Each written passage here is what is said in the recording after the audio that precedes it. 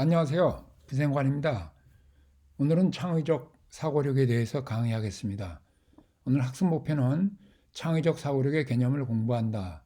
나 중심적인 사고력을 설명한다. 균형 잡힌 사고력을 이해한다. 이렇게 정했습니다. 목차는 창의적 사고력이란 나의 기본 덕목과 태도, 경험과 지식, 사고력 구성, 창의적 사고의 성과, 마무리 이렇게 진행하겠습니다. 먼저 들어가기를 살펴보겠습니다. 상상은 창조의 시작이다. 간절한 바람을 상상하고 상상한 것을 원하고 그리고 결국엔 원하던 것을 창조한다. 상상이 창조의 시작이라는 것이죠. 오른쪽을 생각하고 왼쪽을 생각하고 아래도 위도 생각하라. 의지만 있다면 얼마나 많은 생각을 발견할 수 있는지 알게 될 것이다.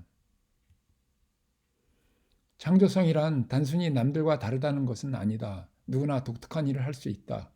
그건 쉬운 일이다.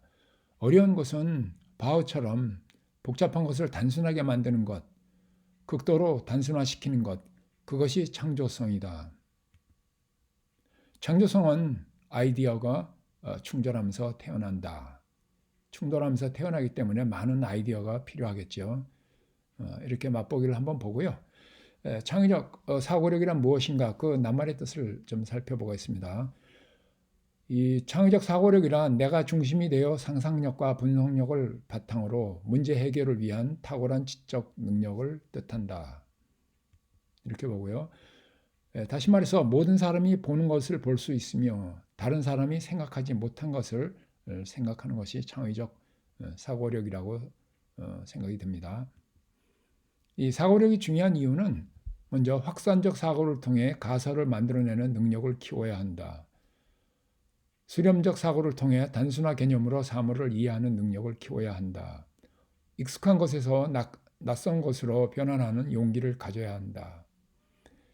다시 말해서 4차 산업혁명에서 현명하게 살아남는 방식이 바로 창의적 사고력이라는 것입니다. 이 4차 산업혁명의 그 최근의 일들을 본다면 여기 이 현대자동차 그룹에서 걸어다니는 무인 모빌리티 타이거를 최초로 공개를 했고요. 그리고 AI 아나운서가 이렇게 정오 뉴스를 방송하는 그러한 일도 있게 됐습니다. 이러한 것들이 성립이 되려면 많은 이 창의적 사고력이 필요하겠죠. 오늘 강의할 창의적 사고 모형은 이렇게 4개의 큰 요인으로 나누어 보았습니다. 먼저 나의 기본 덕목과 태도 이것이 중요하고 여기서 출발을 해서 경험과 지식을 쌓고 그러면 사고력이 생기고 또한 경험과 지식에서 직관적으로 어떤 창의적 성과를 얻을 수가 있습니다. 이렇게 크게 4가지 요인들을 하나의 모형으로 우리는 오늘 생각해 보겠습니다. 그러면 그 나의 기본 덕목과 태도 우리는 여기서 공자 맹자 그러니까 BC 500년 시대 때 이 사람들이 생각한 인의 예지를 한번 기본 덕목으로 생각해 보았습니다. 그래서 이 창조적 사고력을 위해서는 우선 나 자신에게 어질게 대한다. 그리고 나 자신에게 옳게 대한다. 나 자신에게 예의를 지킨다. 나 자신에게 지혜를 넣는다. 나 자신에게 신뢰를 보낸다. 이렇게 인의 예지 신이 기본적으로 있어야 하는 덕목이고요. 이 덕목을 바탕으로 어떠한 태도를 우리가 가져야 하냐면 나는 현명하게 판단한다. 나는 거짓말하지 않는다. 나는 겸손한 자세를 갖춘다. 나는 실천 지향을 추구한다. 나는 약속을 준수한다. 이러한 여러 가지 이 훌륭한 태도를 바탕으로 해서 우리는 이 창의적 사고력을 키울 수 있다고 생각을 합니다. 그런데 이 창의적 사고력을 가지려면은 우리 경험이 필요해요. 실제로 해보거나 겪어봐야 되는데 경험에는 직접 경험과 간접 경험 이렇게 2가지가 있어요. 직접 경험은 본인이 직접 말하자면 겪어보는 것이죠. 그래서 일, 취미, 대인관계 등에서 겪어보는 것.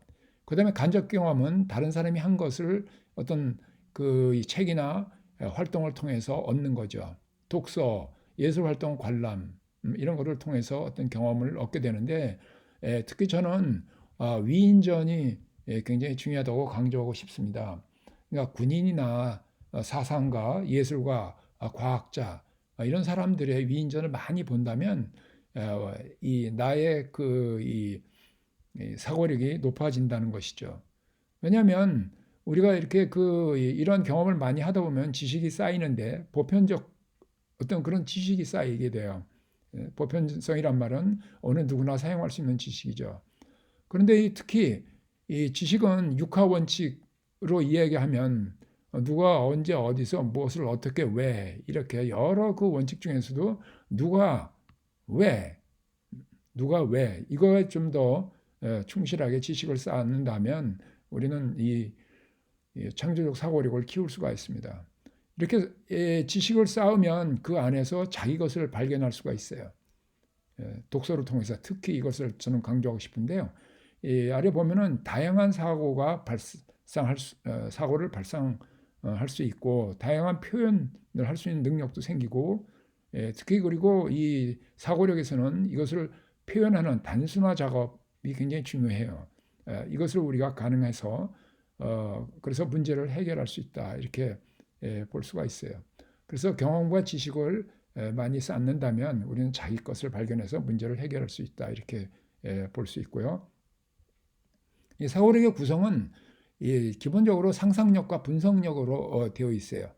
상상력이 독창적인 사고력이라면 분석력은 적용 가능한 사고력이다. 되게 멋진 말이에요. 독창적이면서도 적용 또는 실용 가능한 사고력이다. 이렇게 보고요.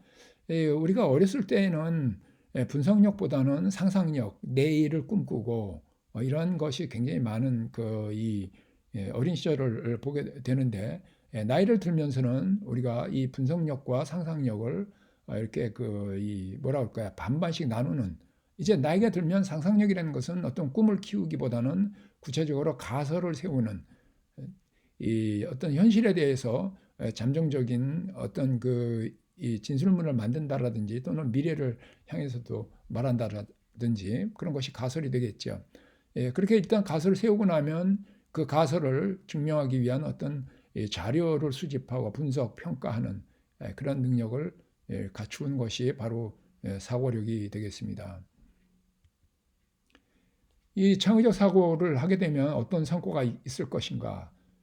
바로 이 상상력과 분석력은 좌뇌와 우뇌적인 그런 사고라고 볼 수 있어요. 이 상상력은 실용적이고 확산적이고 주관적이고 예술적이고 전체적이고 그 특성을 말하는 것이죠. 분석력은 개념적이고 수렴적이고 객관적이고 수학적이고 특정적인 그래서 상상력과 분석력은 어떤 이 양쪽의 대비가 되는 그런 단어들로 이루어져 있기 때문에 너무 한쪽으로 치우쳐지지 않고 균형적인 중간에 이 사고가 필요하고 그래서 이 창의적 사고가 늘어난다는 것이죠.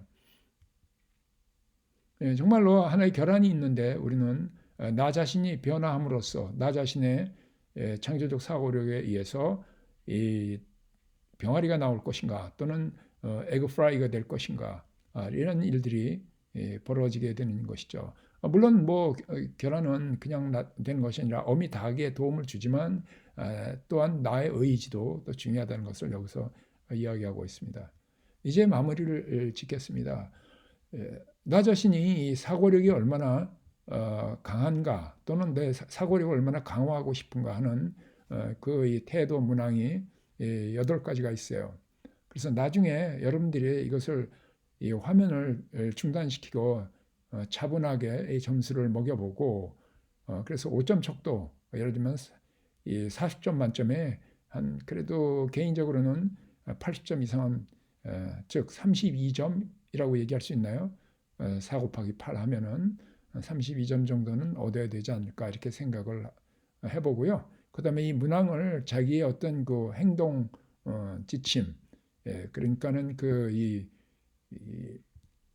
조직이나 또는 개인 생활에서 이 사고력을 강화하는데 어떤 도움이 될 것인가를 잘 생각해 보았으면 좋겠습니다.